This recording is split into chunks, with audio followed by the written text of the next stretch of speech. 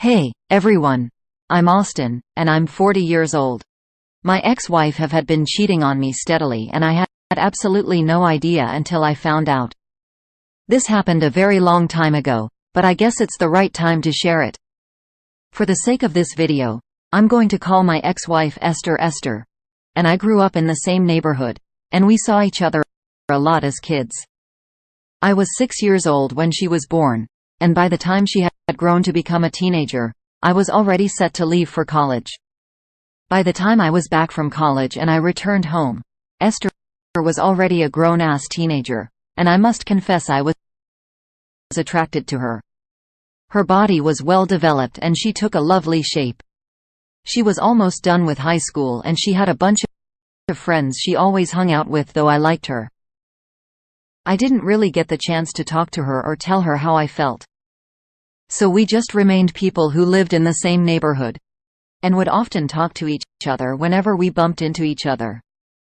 After college, I moved out of town to stay on my own. I figured it was better to stay on my own than to pay rent in my parents' house. And that was how I lost communication with Esther. A few years later, one weekend, I was at home and I got a call from my mom asking me if I had a friend Esther could come and crash with for a few days until she got accommodation in school. It turned out she applied to the same college and was given admission to study linguistics. I told my mom I could call a couple of friends and ask on her behalf. Luckily, I was able to find someone, so Esther came over, and after she sorted out her accommodation issues, we became close friends. On the other hand, she became close to Lucy, the friend of mine who agreed to let her stay for a couple of days. I was comfortable with their relationship because Lucy was way older than Esther.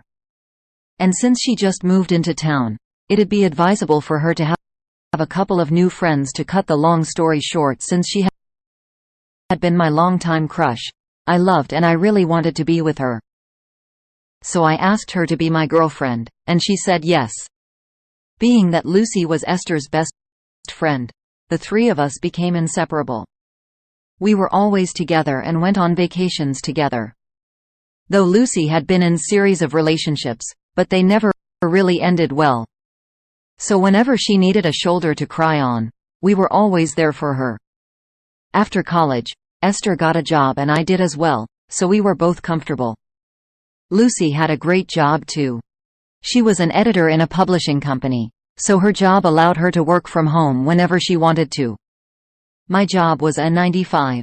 And on some days, I could stay extra hours to earn more, while Esther worked 3 days a week on site and 2 days from home, excluding weekends. This allowed her to spend more time with Lucy than me. 2 years later, I asked Esther to marry me and she agreed to.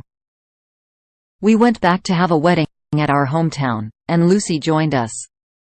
She was even Esther's maid of honor. After the wedding, we returned home and continued with our normal lives. Lucy eventually got married too, but she divorced her husband after 2 years and started to date a man whom we'll be calling Andrew. When Lucy met Andrew, we all believed she would spend forever with him, but things turned out differently.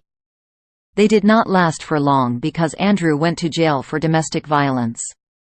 He had beaten up Lucy to the point we could not recognize her, but Lucy refused to say why. I tried to make Esther talk to Lucy, but Esther's response was she's better off not saying anything now. What's most important is for her to get better and back on her feet. So I just dropped it and focused on helping Lucy get better. She moved over to our apartment, so Esther could nurse her back to health, and I supported this. Esther and I did not have any kids. We were not ready yet. And I still think not having any kids helped me in healing faster after I found out what you'll be finding out next. Some months after, Lucy recovered. Her publishing organization asked her to go for a seminar for editors. And since she was one of the best editors, and they could not afford for her to miss the seminar, they got her 2 tickets, one for her, and one for her plus. 1. Someone who would look after her, or at least accompany her, since she wasn't really in good shape. When Lucy came to break the news to us at home, We were so excited for her. And it was even my idea that she took Esther with her. The seminar would only last for a week, and taking Esther for a week was totally fine by me. Her organization had already made arrangements for accommodation and feeding. And since they were both females, they could share a room. Esther was okay with the decision. So she packed her bag and helped Lucy in packing hers too.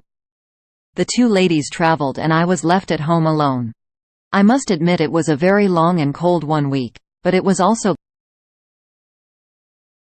the week that opened my eyes to a lot of things that had been wrong. By the time Esther left, the house was a mess, and I knew it'd be unfair for her to come back and clean up my mess. Especially when it was all my fault. I think I started with the kitchen, and there was this set of china wares my mother gave to me. It was given to her by her father, so it was more like a kitchen family heirloom. I thought about cleaning it and putting it back in the shelf, but everything changed. I saw a pack of female condoms tied in black nylon in one of the pots. I knew that had just been put in there because the first time I put the wares in the shelf, I cleaned them myself, and there was nothing in it. When I saw this, a lot of thoughts ran through my head. I knew Esther was not going to get pregnant, even if we had sex without protection, because she was doing family planning. So the female condoms did not make any sense. It was even more suspicious that she hid it in the kitchen in a place that would take me forever to find. I wanted to call her right away and ask questions, but it didn't seem like the right thing to do. All I could think of was Esther was having sex, but with someone else. It was the only explanation for the female condoms. I was broken and scared. I hoped I was wrong, but I was pushed to keep searching the house. I went through her stuff and I found some sex toys buried in her clothes. She had a vibrator, the kind of dildo you tied around the waist, and she had cuffs. My heart sank as I held these stuff. At that point, I did not even know what to think or say. All I knew was that I'd be getting answers. I took pictures of the things I had seen, and I put them back in their old positions. Before I found all of these stuff, we spoke on phone We spoke on phone almost every morning and evenings. We chatted too, but after I found out, our communication reduced. It was pretty obvious to her, and I had to lie that I wasn't feeling well. She returned that weekend with Lucy, and they both looked so happy. According to them, the conference was not really it, but they had a lot of fun together, and she was able to bring Lucy back to her old self. I didn't notice anything off about the both of them, not until the next day. We were all about to having breakfast, and Esther was standing close to the dining table. What happened was Lucy walked by, squeezed her left ass and smacked it. When I noticed something was off, Esther pretended she didn't know what was going on. To me, that was not just some silly mistake or some unconscious act. It was the piece of the puzzle I had been missing.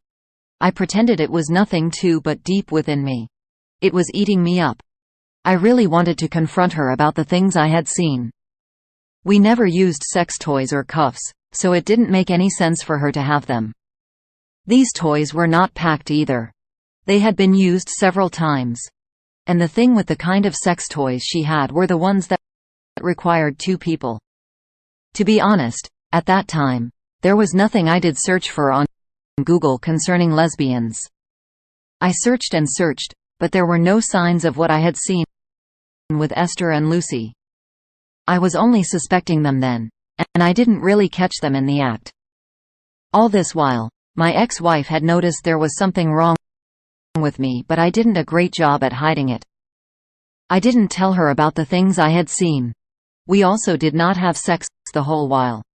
I was intentional about that. I wanted her to be sex-starved so I could see if she'd run to Lucy, and it worked. About a week later, she told me she was having a night out with Lucy, but I suggested they did it at home and I would go out to spend time with the boys. And I'd return around 11. The two ladies were happy about this, and it worked. Before this, I had cloned Esther's phone. This allowed me to see all of her conversations with anyone she spoke to, including Lucy. That evening, I returned from work around 5 p.m. Stayed home till 7 p.m. and I went to hang out with some of my friends. Lucy was to come over by 8 p.m. I found out from their conversation. That was the hardest moment of my marriage. They talked about making each other climax and enjoy their toys. Esther said, "It's a good thing Evan isn't home, so we could have fun wherever we want." I felt my throat go dry, and my blood pours in my veins. I could not believe that Esther would choose to do that to me.